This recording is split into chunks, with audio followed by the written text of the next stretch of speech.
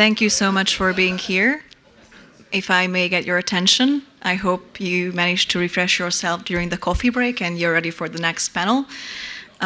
Before I introduce the distinguished speaker of this panel, I would like to say a couple of words on the EU's disastrous Green Deal and remind you that similarly to the previous panel, at the end of the discussion, we will give the floor to the audience for a Q&A session. And I hope that me being on the stage will encourage the younger generations in the audience to speak their mind and ask their questions, because our future is what's at stake. So despite, I'll move closer so that everyone can hear me. So despite this shift to the right, that the recent European Parliament elections brought, the mainstream Brussels elite, including Ursula von der Leyen as the unelected Queen of the European Union, managed to cling to their power. Von der Leyen's center-left coalition not only includes her centrist EPP, the socialist SND, and the liberal Renew, but also the Greens, who have been most rejected by the voters, yet now are given free rein to continue their disastrous net zero agenda.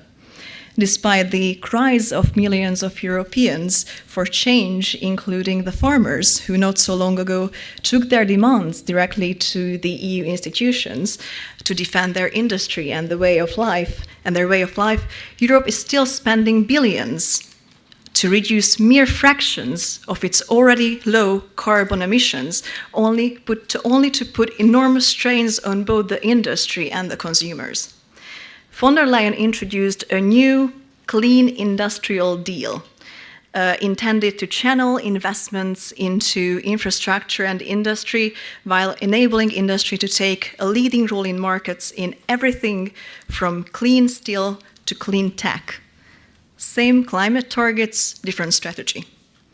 What is the reality behind this rhetoric and whether it could be used as a tool to enhance Europe's competitiveness, we will find out from our speakers. The first speaker of this panel will be Mr. Alexander Horn. Mr. Horn is a management consultant and comments regularly on economic policy issues. He writes for newspapers and magazines, including Neue Zürcher Zeitung and Wirtschaftswoche. Mr. Horn is author of several books, including The Zombie-Wirtschaft or Zombie Economy, in which he details why politics has hindered innovation and companies in Germany have become barriers to prosperity. The second speaker of this panel will be Mr. Beatrice Timgren. She is a member of the European Parliament representing the Sweden Democrats in the ECR group. She is member of the ENVI Committee on the Environment, Public Health and Food Safety. Beatrice has a Master of Science in Engineering in Chemical Engineering. And last but not least, Mr. Thomas Fasi will take the stage. He's an author, researcher, journalist, and author of MCC Brussels' recent report, The Silent Coup, the ever-expanding scope of the European Commission and the consequences of democracy. Please, Mr. Horn, take the floor.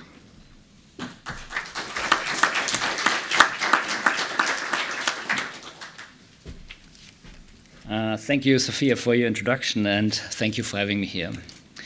The European Green Deal was initiated almost 5 years ago, supplemented by numerous programs such as the 2023 Green Deal Industrial Plan, and is now entering the next round with a new Commission in a slightly different form, but under the same premises. According to the European Commission at the time, the deal was a response to climate and environmental challenges that the EU wanted to turn into a unique opportunity.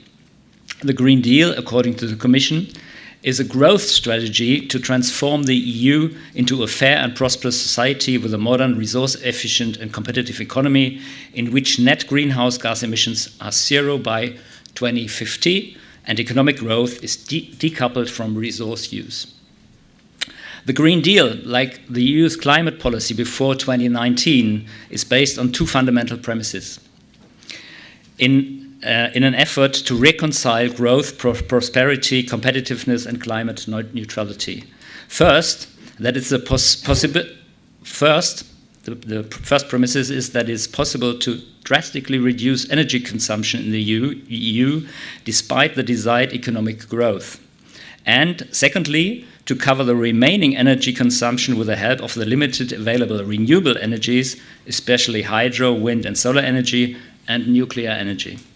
However, this strategy not only makes energy very expensive, but also avoids the use of energy through typically very expensive technologies to improve energy efficiency.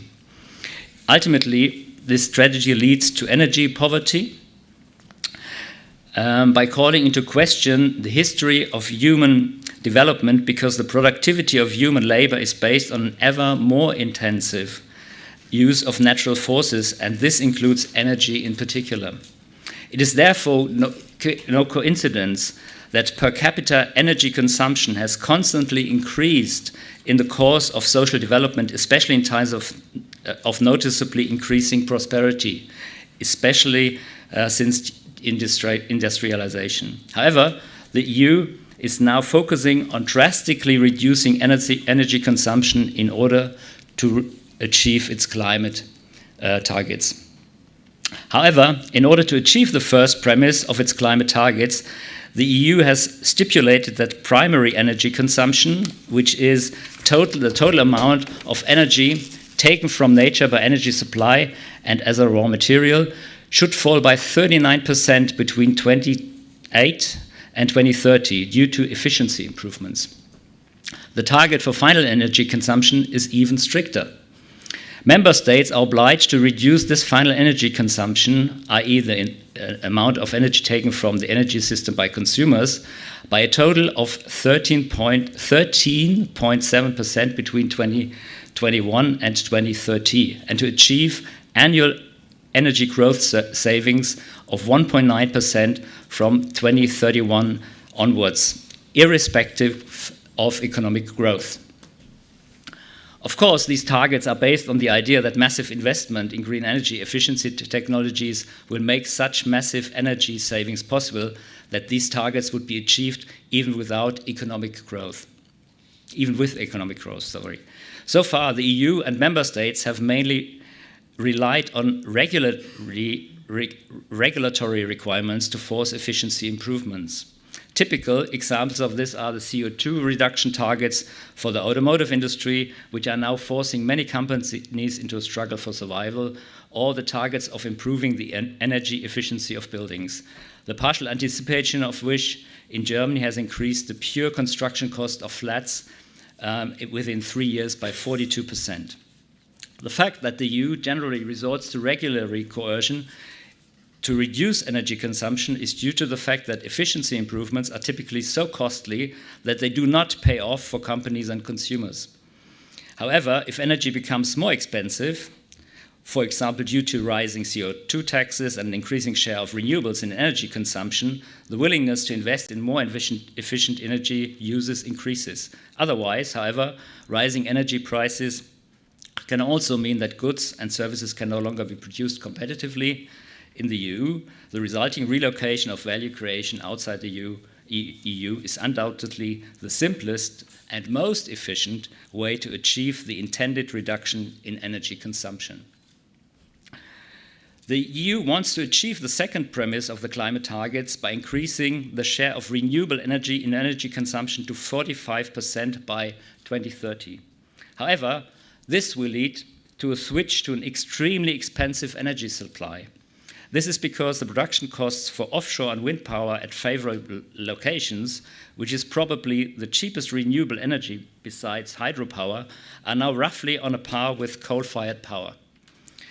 However, the price of energy for consumers is many times higher, as wind and solar power generation in particular is dependent on the whims of nature. In order to provide energy in line with demand, gigantic energy storage systems or otherwise a complete complementary energy system is needed to supply energy during dark doldrums.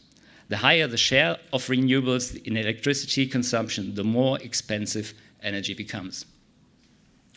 This climate policy leads to rising energy costs, which on the one hand manifests itself in rising energy prices and on the other hand results from regulatory requirements to improve energy efficiency if the costs are not offset by energy savings. It leads to deindustrialization, economic stagnation, and the erosion of prosperity, which now clearly is evident in many EU countries. The consequences are particularly evident in Germany, where climate policy has been massively accelerated as a result of an incipient industrial recession from the end of 2018 and the corona crisis and the war in Ukraine. I would like to briefly outline this. Since the early 2000s, the continuously increasing share of renewables, primarily wind and solar energy in Germany, has led to rising electricity prices. By the start of the corona crisis, electricity prices for private households, which, like many companies that did not benefit from subsidized electricity prices, had roughly doubled in real terms. A creeping deindustrialization was already underway in Germany at this time, starting in the energy-intensive industrial sectors. Companies reacted by reducing their investments far more than other sectors, with the prospect of further increases in energy costs and in some cases significantly reducing their capital stock. The declining investments lowered operation costs so that energy cost increases could be compensated for and profitability was maintained, meaning that the production level of energy-intensive industries only fell by around 10% between 2008 and 2018. The war in Ukraine and rising CO2 taxes have driven gas prices to a noticeably higher level, meaning that the decades-long disinvestment strategy of energy-intensive industries has now led to a reduction in production and even the closure of plants and businesses, as they can no longer be operated profitably. In addition, electricity prices rose rapidly, even though natural gas only accounts for around 12% of electricity generation in Germany, meaning that gas prices only have a minor impact on electricity costs.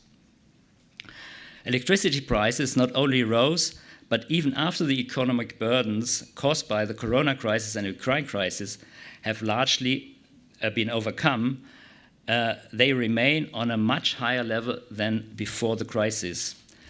They continue to rise, even though almost 20 billion of subsidies have been spent annually from the state budget in order to reduce electricity prices.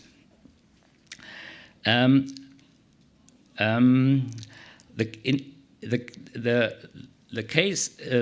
cause of all this enormous electricity price rise is the increase in share of renewables in electricity consumption.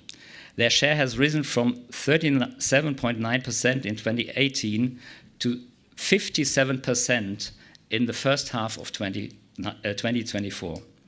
Electricity prices have risen because cheap coal and nuclear power has been displaced. More expensive wind and solar power has been fed into the grid instead, and more expensive electricity from gas-fired power plants and from abroad has had to be fed into the compensate for the volatility of the renewables. But why has the share of renewables risen so sharply, by almost 50% in just 5 years? The reason is that the build-up of renewables and their successively increasing share of energy consumption is leading to rising electricity prices, and this is a burden on companies unless they are able to pass on the costs. As competition is gradually being lost, they react by reducing production. As a result, the vicious circle underlying the Green Deal has accelerated enormously as production cuts have reduced electricity consumption in industry so rapidly that the share of renewables has shot up. In July 2024, industrial production in Germany was almost 20% below the 2018 level, while production index for energy-intensive industries fell by well over 20%. As industry accounts for half of electricity consumption in Germany, the spiral threatens the spiral threatens to continue as a decline in electricity consumption further increases the share of renewable energy in electricity consumption. Electricity prices continue to rise, and companies are once more dealing with falling production. In this way, the premises of the Green Deal are being fulfilled by the advancing deindustrialization that has long since taken hold of the entire EU.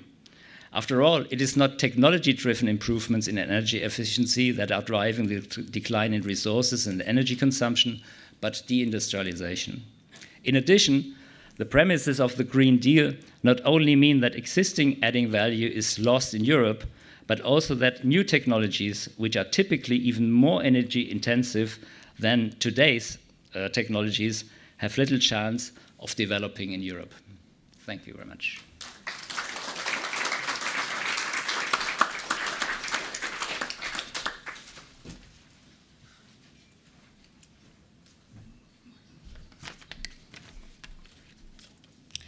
So, thank you. Competitiveness is one of the biggest issues in EU.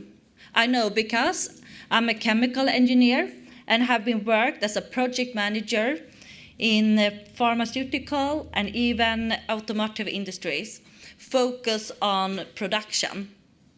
I was responsible for the production line and worked with companies around Europe before I entered the politics. And we have noticed a negative development compared to both USA and China. And I'm glad that we finally start to focus on the competitiveness in Europe. But this is not enough to just talk about that. We need to focus on the right type of solution. Draghi recently released the report about the competitiveness. And some part of the report I agree with. But I don't agree with his conclusion that more loans is the solution of this problem.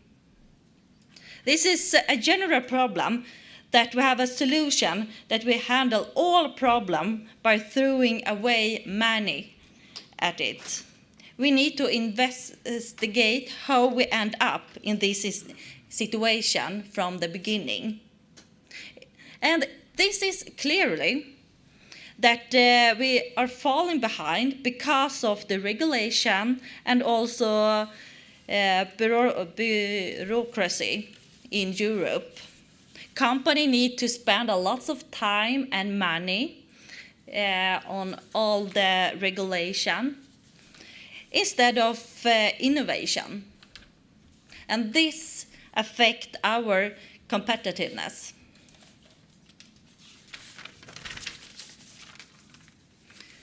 And actually, we are slowly killing our business with red tape. This is inciting investment in Europe. And we also need more reliable electricity production to increase the competitiveness in Europe. A common energy union is not a good solution. And I will talk about why. The energy is a key factor in economic growth. Companies are fleeing from Germany after Russian gas has dried up. And that's because of the lagging reliable energy production the companies demand. I know several Swedish suppliers located in Germany have to plan to move to other countries because of the energy prices. This is an alarming example what happened when climate extremists shut down reliable power for political reasons. Therefore, I'm very concerned that we have a proposal commissioner who have actively opposed nuclear power. One example is Teresa Ribera from Spain, who have said that nuclear investment is a massive mistake. And we also have another example from Denmark, Dan Jørgensen, that don't want to build nuclear power in Denmark. And if we take Denmark, for example, the ideological stance of not having stable electricity production in Denmark affect us in Sweden. We export a lot of energy to Denmark, which make our electricity more expensive. And Swedes are struggling to afford heating their homes. And also the company in South Sweden have a lot of economic problem because of the lack of energy. So the topic view cannot trump realism. And this is a clear example. And then we have the Green Deal and Fit for 55. And as a part of the Green Deal, EU would like to take control of the forest industry in Sweden. And it is pure madness. The EU wants to ban historic ways to industrial forestry traditional in Sweden. For example, our paper industry, furniture, you all know about IKEA. It's important for the Swedish economy. So in Sweden, we have a long tradition of sustainable forestry that is adapted to the geographic condition. But EU has completely ignored that the climate benefit of forestry and believes it would be better for us to import raw material from other parts of the world and just export the CO2 emission to other countries. So it's I think it's completely obscene with this type of discussion that we are not able to use our own raw material in Sweden because of the Green Deal. It's not green at all. And for this reason, we need to prevent and reform the European Green Deal and focus on the real issues. Thank you.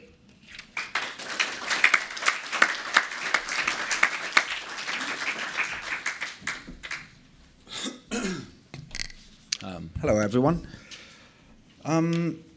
So when I think of the European Union's Green Deal and the EU's green policies more in general, two words come to mind: overkill and hypocrisy. Overkill because, as has already been mentioned, for all the talk, the obsessive talk about Europe's need to do more to decarbonize, we often forget just how much the EU has already done in this sector. So over the past 30 years, emissions have gone down around 30% in Europe. Since 2005, ETS emissions, those are emissions that are covered by the European Union emission trading system, which covers large industries and the power sector, they have gone down almost 50% since 2005, so in just 20 years. So the EU has already done huge strides in this respect, and in fact is the region in the world that has done the biggest improvements in terms of emission reductions. So all this moralizing discourse, usually targeted at citizens, seems completely out of place. And in fact, I think that's why it's legitimate to assume that this insistence of the kind of bureaucrats, of the Euro elites, for the need of the EU to drastically reduce emissions even more, even in sectors where you cannot reduce emissions without decreasing production, such as agriculture. I think it's legitimate to wonder whether this is actually a cover for other political goals that have nothing to do with actually reducing emissions or saving the planet. And that actually probably have a lot to do with entrenching certain vested interests in society, certain corporate oligarchic interests. And this leads me to the second word that comes to mind, as I said, which is hypocrisy. Hypocrisy because those same EU elites that wax lyrical about how we need to do much more to fight climate change are the same ones that are fueling a devastating war in Ukraine, which isn't just of course, incredibly polluting in itself. War is one of the most highest emissions activities in the world, of course. According to some estimates, the war so far has caused more than 100 metric tons of CO2 emissions. That's as much as Belgium emits every year. They don't seem very concerned about those emissions. But of course, the EU has also decoupled itself from Russian gas, which wasn't just very cheap, but is also one of the lowest emitting, cleanest forms of fossil fuel that we have. And they've now substituted that pipeline natural gas for imported LNG, liquefied natural gas, most of which from the US, which isn't just way more expensive, but is, of course, incredibly more polluting, both in terms of its extractive process and, of course, in terms of the fact that it has to be transported from the other side of the world to Europe. So they've managed to cripple European industry, push a lot of European citizens into poverty, and even Draghi in his competitiveness report identifies the decoupling from Russian gas as one of the main causes of the lack and loss of competitiveness of the European industry. But they've managed to do this while increasing emissions, which is quite an incredible feat that I think only the European Union could have achieved. And this is not to mention the complete silence of European governments and especially of the EU institutions about the destruction of Nord Stream, which was the worst environmental terrorist act in EU history. No one seems very concerned about understanding better what happened there. And then there's a second element that whiffs of hypocrisy to me, and it's already been mentioned, and that's the fact that we have a technology that is capable of producing clean, bountiful, round-the-clock energy, zero emission energy, and that's, of course, nuclear energy. And yet the European Union, and especially, somewhat paradoxically, the green parties and movements are the ones that are the most opposed to nuclear energy, while the European Union, despite including nuclear in the new taxonomy, seems completely uninterested in developing nuclear energy. In fact, we've seen many countries switch away from nuclear energy, first and foremost Germany, of course, in order to refire coal plants that had been closed for years.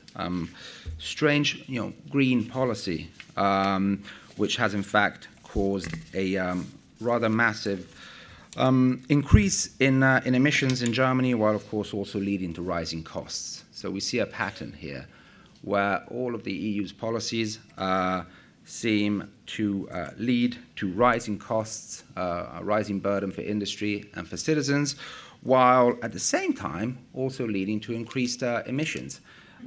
These are the so-called green policies that the EU has been pursuing in recent years. And so I think all this points to what an alternative pro-growth, Green Deal might look like. Just throwing some ideas around here. Maybe pursue a diplomatic solution to the war in Ukraine. Maybe reopen the pipelines. Maybe invest in nuclear energy. This would be a good strategy for European businesses. It would be a good strategy for European citizens. It would be a good strategy for the environment, but I'm assuming it's one that there's not much support for in Brussels. But still, I think that there are practical, pragmatic solutions at hand, which tend to be completely discarded. And again, this has to make us wonder about what the real goals of the supposed European Green Deal really are. Thank you.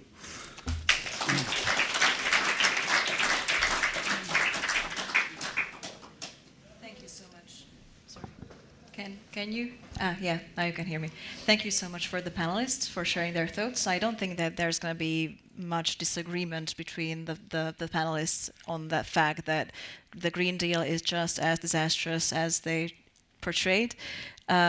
Before I open the floor to questions from the audience, I selfishly would like to get the conversation going with a question of mine.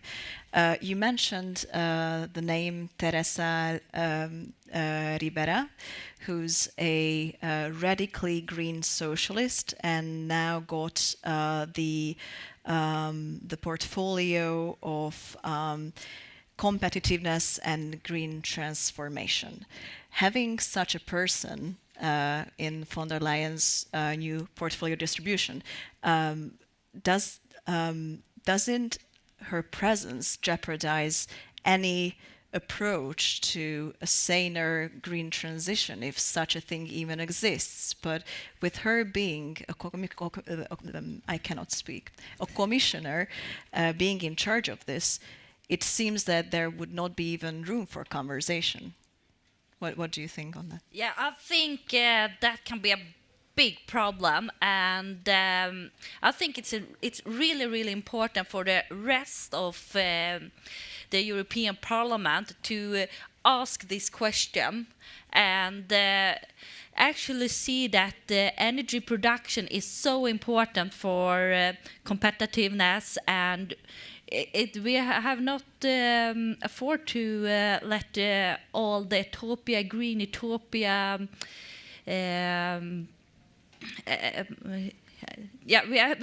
we need to have energy production, and we need to be realistic that nuclear power is it's the one only.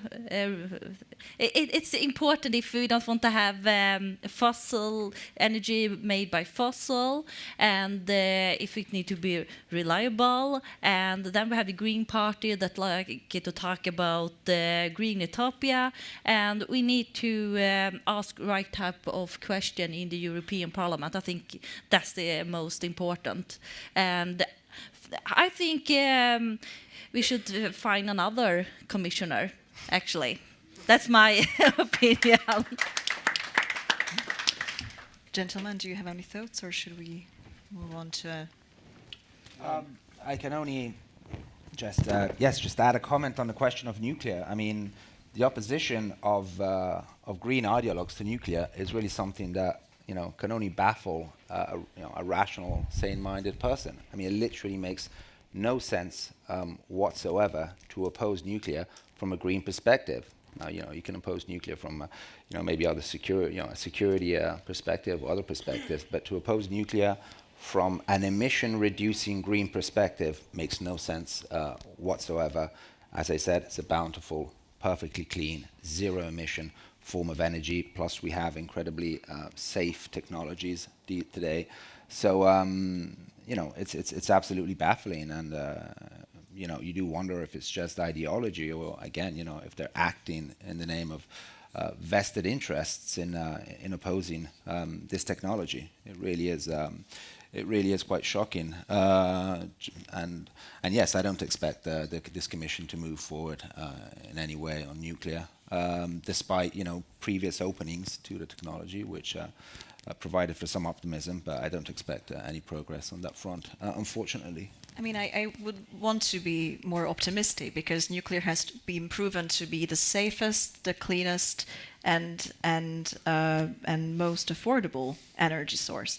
So I do hope that there is a way to turn the discussion around and have lawmakers focus on what is actually green and affordable, so that the well-being of the European people will not be sacrificed on their virtue signaling green agenda. I don't want to be dramatic, but this is what actually is. It's just sugar-coated propaganda that doesn't lead to prosperity. So, as I started my short monologue, I don't know if you would like to reflect on each other's thoughts before I open the... Well, I would like to briefly reflect on what Thomas Fuzzy was saying about the hypocrisy you were mentioning, and sort of why is that happening. I believe that at least I see this in Germany, but I think it's also in very many European countries a similar thing, that we have a hollowing out of political ideas for a very long time, and as at least in Germany we could observe this, that the green movement that developed in the 70s, 80s was very important in terms of kind of creating new ideologies, new ideas, and put them into the kind of the political establishment. And now in Germany, at least, I would say, apart from the fringes of political discussion, it's a very kind of common sense issue to say we have to save the climate. It gives the government, the state, politics, even the companies a certain amount of credibility, legitimacy even, to push decisions. And I think it's a very, very important issue in maybe in many European countries, certainly in Germany, in order to have that kind of legitimacy. And everybody in the political and business establishment actually invested in this kind of idea. I mean, when in Germany the decision was taken to completely phase out nuclear energy, there was kind of no voice against it. There was a complete consensus. And the only voices against this decision in the Bundestag were that it wasn't coming fast enough. That was the only opposition to the phasing out of nuclear energy in Germany.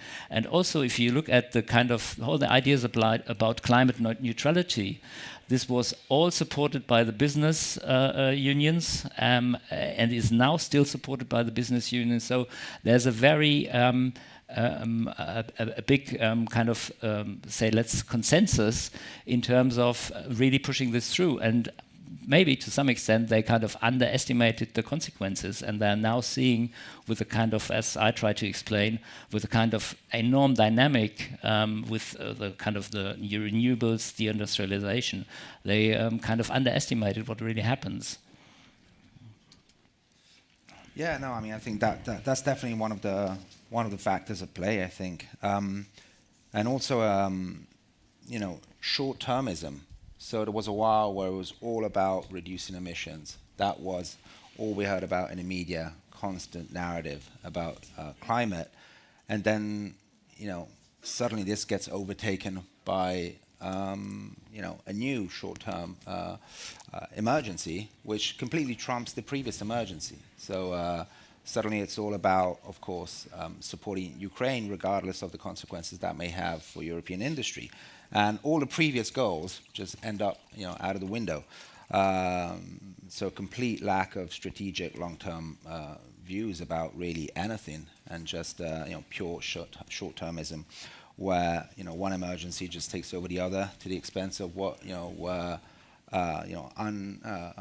unconditional goals just until not too long before. So I think there's also this problem at play, at both the level of business and at even more so the level of government. Complete lack of long-term strategic thinking. So now we're just waiting for the next emergency to come, which will become the new priority, which will completely take over what was the previous priority, and so on and so forth. This would be a good lead-up to your recent report, The Silent Coup. Yeah. If you have nothing more to add or reflect on, I would like to invite the audience to ask their questions. And we already have two. Let's start with the gentleman in the first row, please. I have a question to Alexander. I was immensely triggered by zombie wirtschaft, zombie economy. Could you, in a few sentences, summarize what do you mean by that? Because I think with the all social media, we are becoming a zombie human being.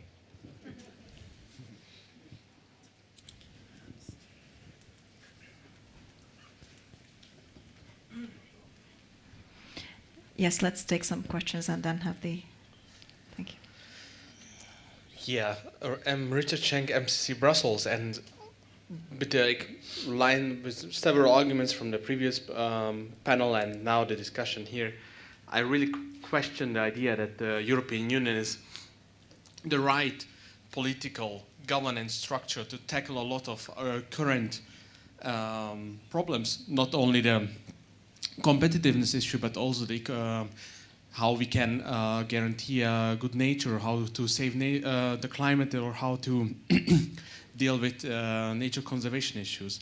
Because bureaucracy has been baked into the very core of the EU from the very beginning. Regulation was the vehicle to tame the nations after 2 world wars in Europe. So bureaucracy was always there from the beginning in the European Union. And also later on, the monetary policy, the Eurozone, became also a vehicle to transfer money between the member states. So, and the European Green Deal is just a current iteration of this. It is nothing very new. It's a lot of regulation, it's a lot of money that is supposed to be transferred between member states. So it's not anything new. And as Thomas Fasi said, the next crisis is coming. It is going to be. It is already. It has been announced that it's the strategic autonomy, defense, Ukraine issue. So I think the European Union is not the right vehicle to address climate change.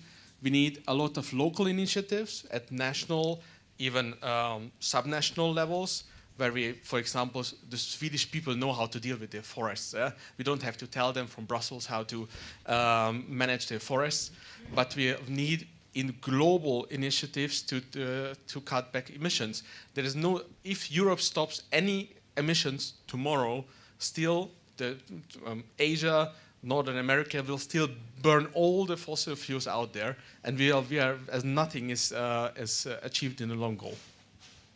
I'm sorry, the question? It was a comment rant question.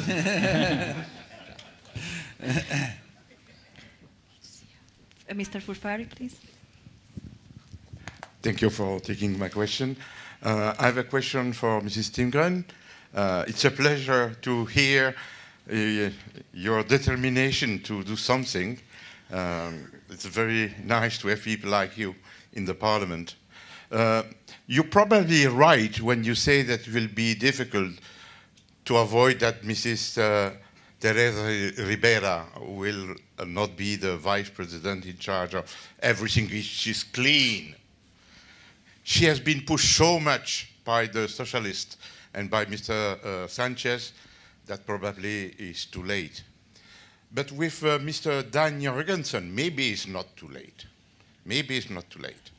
You remember that 1 month ago, no, 3 weeks ago, normally the Commissioner for Energy should have been Mr. Josef Sikela from Czechia. Josef Sikela from Czechia. And at the last minute, this name disappears and Dan Jorgensen appears. I suppose that Berlin is behind that, because otherwise you cannot explain this. I would like to give you a munition. The Euratom Treaty, Article 1. It shall be the task of the community, Euratom, to raise the standard of living of member states by creating the conditions necessary for the speed establishment and growth of nuclear industry. Yeah. Growth of nuclear industry, Treaty of Euratom, still in force. And Mr. Dan Jorgensen clearly say that he will fight with tooth and nail to fight against nuclear energy.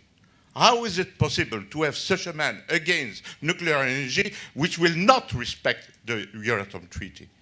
I think that there you can do something, because it's really a total hypocrisy to put such a man to deal with energy.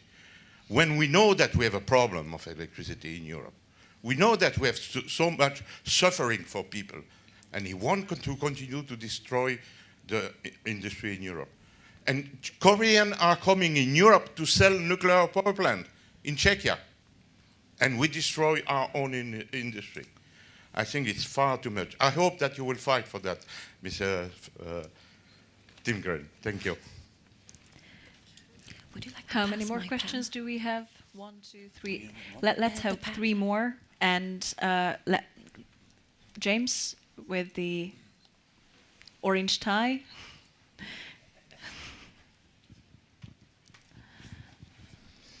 Yes, thank you for having again such a interesting panel.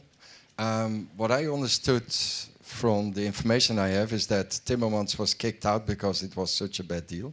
That was the first step. Now we do not have a lot of money because the Green Deal and the digital deal were connected. And if you are asking more power, as we have seen, then you have a problem because you do not have it due to the Green Deal. The people that are now in place is one thing, but the budget is not there. So my question to the panel, especially the connectivity to the quality of life as it was seen here, is where are we actually heading with the Green Deal as a whole, as Europe is actually the members of the European Parliament are going to be in the trilogy, going to be overhauled by the fact that the European Council, hopefully in a few months we have more conservative powers in place so that the Council is going to be more conservative, and by that the European Parliament is going to get lesser green reactivity due to the fact that the members of, the prime ministers and the head of states are going to ask for real problems to be solved by the European institutions. So where are we then going? Are you getting ready for that? Are you having hope for that? Or you think, well, this is the European Parliament, they will do what they do in the Green Deal. However, they're only reactive. They are not very proactive. Thank you. The gentleman in the background, in the last row, I think. Yes. Good afternoon, Paul Boniface. A question to Mr. Fazi about the title of this conference, Rethinking the Green Deal. There's this thing called the Corporate Governance Due Diligence Directive, which entered into force in July, which leads me to think that nobody's really serious about rethinking anything. Rather, they seem to be doubling down on this disastrous course, because the whole point of having this corporate governance due diligence directive is exporting inefficiency, which is present in Europe, and also exporting poverty in that way. It's pulling the entire supply chain down to the European level, which to me is a signal that they're doubling down on this insanity and have no intention whatsoever on rethinking the Green Deal. But my question is, do you share this assumption? And we had one more question on the right. Yeah, I already have. Cool. Hello. Firstly, thank you all for your intervention. My question is to all the panel, but especially to Mrs. Timgren for the view from the Parliament. It's especially regarding China, as I haven't heard much on China in the panel. And specifically regarding electric vehicles, which I think is going to be one of the key issues in the coming years regarding the Green Deal. I see it as almost paradoxical that the EU has committed to the 2035 and 2050 targets for phasing out of non-electric vehicles, while at the same time adding more and more restrictions, more and more barriers on Chinese EV imports, and yet doing next to nothing to stem the deindustrialization in the automotive industry. Anyone who lives in Belgium and follows the news knows that the Audi factory here is due to close, cannot find a buyer, and the one model that they still produce here was an EV. This is a testament to, sadly, the state of affairs of the EU auto industry, and not much is being done about it. And the potential supply of these EVs that was coming at an affordable rate is being stemmed. As far as I'm concerned, the only Chinese EV manufacturer that is initiating production in Europe, in Hungary specifically, is BYD.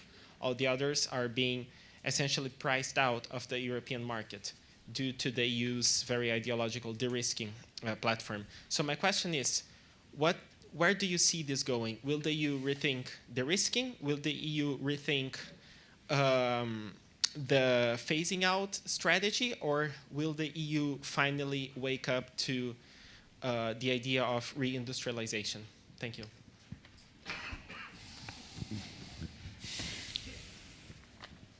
I think we should stop the questions now and give a chance to the panelists to answer them. Maybe just an answer to try and answer the last question. I think in terms of the climate policy, the consequences that you could see, I mean, the same I think applies in terms of ideology and legitimacy for the EU Commission and the European Union. Applies to as well as in Germany. I think the climate policy gives them some kind of important clout to actually pursue a certain political agenda, and I think it's true that what many people actually said in the audience already, that there behind this kind of agenda is a redistribution of resources amongst the inside the Union. I think in terms of industrial policy, or let's say in terms of productivity, the consequences of the Green Deal are certainly that the productivity problem that we have in the European Union already is going to be increased, especially because we kind of have a transfer not to a cheap energy supply system, but to a much more expensive energy supply system, which is on the one hand leading to closures of plants, and on the other hand, it's just really leading to higher energy prices. And what this really means is that the transfer into a less productive energy system actually raises the problem of productivity, and it creates more demand, I think, for the EU to kind of then react upon this crisis in terms of protectionist politics that we have already in terms of the car market, more subsidies to certain firms and all this. So it kind of is also leading, I believe, to more centralize Europe rather than to decentralize Europe. The zombie Wirtschaft part, if you could quickly answer before we move on to the next Yeah, maybe just quickly, I mean, in terms of the zombie Wirtschaft is the problem that we have an economy with very low productivity, and a lot of firms, companies that are around are politically, for political reasons and for the points that were discussed this morning about no risk, taking no risks by politicians, they do not allow to the restructuring of the economy, and therefore kind of sustain the companies as they are. And this is also, I believe, to a certain extent, we will see this as soon as the energy crisis in Europe becomes gets deeper in terms of that companies get into problems like in Brussels now. We will see that there will be more mechanisms, more subsidies, more protectionism in order to actually try to save these companies. So I think with the EU Green Deal, this whole politics of sustaining a zombie economy of low productivity, a very low productivity, will kind of rather go on than being questioned. You're getting insane now.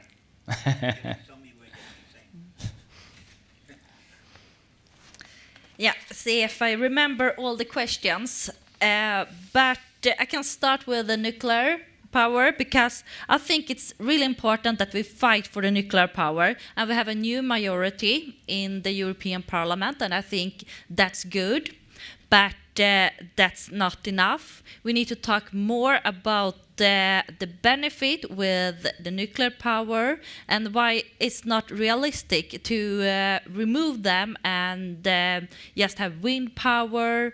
And we can see what happened in Germany, for example. Germany is so dependent of Russian gas and all the company in Germany. So I think it's really important for us to actually fight for that. And then when it comes to the cars, that the EU would like to ban non-electrical cars. And it's also connected to the first question, because without electricity, it's not possible to even charge the car. So we need electrical capacity and a nuclear power and also another type of electricity, but we need reliable electricity. So to be able to have electrical cars in Europe, and I think with a new majority, and it's possible to rethink about that, and also because I know we have some kind of discussion that it's not possible. It was a utopia that to stop using fossil fuels, but we don't have the energy yet. And also China, they deliver much cheaper cars to Europe than we can produce here. And that's also a problem for the industries here in Europe. Even if we put a lot of taxes, it's not possible to lower the price enough. So and they think it's really good that we only have electrical cars, because then they see opportunity to deliver cars to Europe, and it's affect us here. So yeah, so I hope that we can rethink about that. Thank you. On the corporate governance due diligence directive question, I mean, I don't think that the ultimate aim of these people really is reducing emissions. I mean, as I said earlier, I mean, I think that's a political cover, an ideological cover for other political goals. I would say first and foremost, control. What the Eurocrats, what the European institutions aim for is ever greater control. Control for the sake of control. They often don't even have the great, a long-term strategy.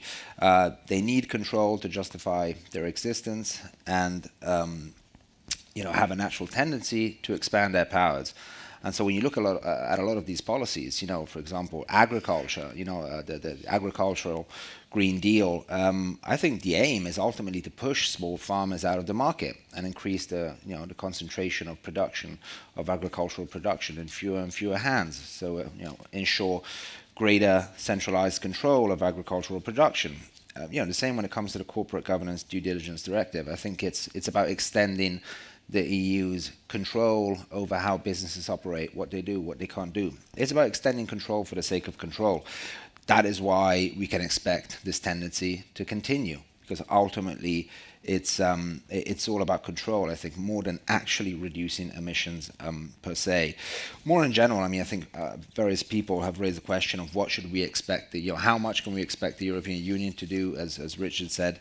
Is it the right institution to expect, to answer, to respond to these issues? No, I don't think it is. I agree with Richard. It cannot answer these issues for a number of reasons, and I think that's why, while it is very important, of course, to push back against, this constant encroachment by the European Union within the institutions of the EU at the level of the European Parliament, of the European Council, and elsewhere, we should never forget that ultimately governments are the ones that should, practically push back against these policies by pursuing, their own energy policies. And I think, which to a large degree, they still can do. I mean, and I think Hungary, again, is a great example of a country that has placed the priority, the interests of its own citizens above the agenda of the European Union by maintaining imports of Russian gas and oil, and now by developing a new range of nuclear power plants in cooperation with Belarus. Interestingly, I would like to see more countries acting in this way, not waiting for the European Union to provide solutions which it can't provide, but to chart alternative policy courses, just like Hungary is doing, because otherwise we also run the risk of the European Union becoming also an excuse for inaction at the national level. It's easy for governments to just scapegoat the European Union for everything and say, oh, until we can't do anything until we have completely reformed the European Union, which is unlikely to happen anytime soon. So while we must continue doing that and moving in that direction, I think it's important to maintain the pressure on governments also to act where they can at the national level. Something just happened that I think never occurred in the history of MCC Brussels, which is that we are not running behind schedule. And so we have time for one more question. I have to choose the young gentleman in the first row.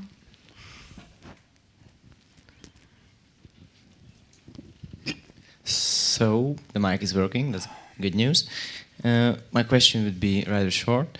So in Europe, we are deadly focused on saving the planet for everyone, for everybody else, in the name of everyone.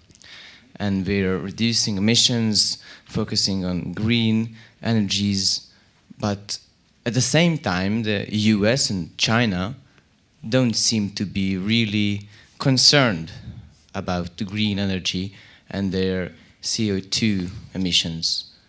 Do you have any comments on that?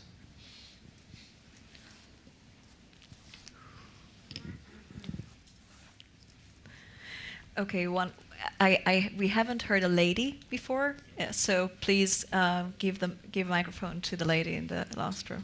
Thank you. My question goes about something which is quite not often discussed, and it is the private real estate, which is deeply impacted by the Green Deal, and that can raise a huge housing problem, which will hit the population and probably the poor in the population.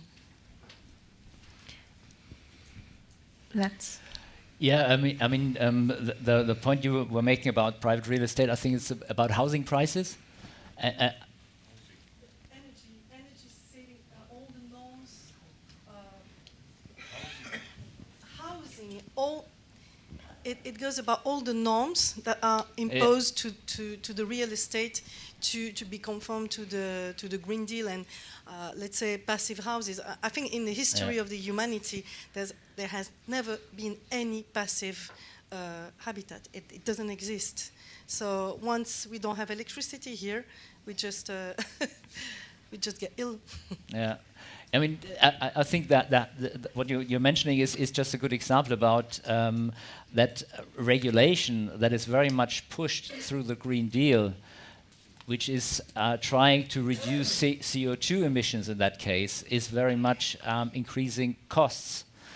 A better way, I would say, would be if you didn't need this kind of regulation, and it was just by the builders, the guys who build houses. It was just because they would like to maybe save some energy, be more efficient, that they kind of do something in order to save energy, but then the energy prices needed to be a bit higher. The problem I find is we have a lot of regulation that tries to reduce CO2 emissions, like the problems with the car industry has now, and the problem with a building. And all this comes from the idea that we have to have net zero and that we have to reduce energy consumption. That's the kind of the basic for it. And that's why the whole idea about reducing energy consumption is such a real problem. And I think what was proposed to kind of use nuclear energy, for example, would be a very good part of a solution, at least, to provide more energy and then be able to resolve this problem. So I think it's definitely a big issue also in Germany, that house prices are so high, building prices are so high now that hardly anybody can afford to buy new or to build a new house.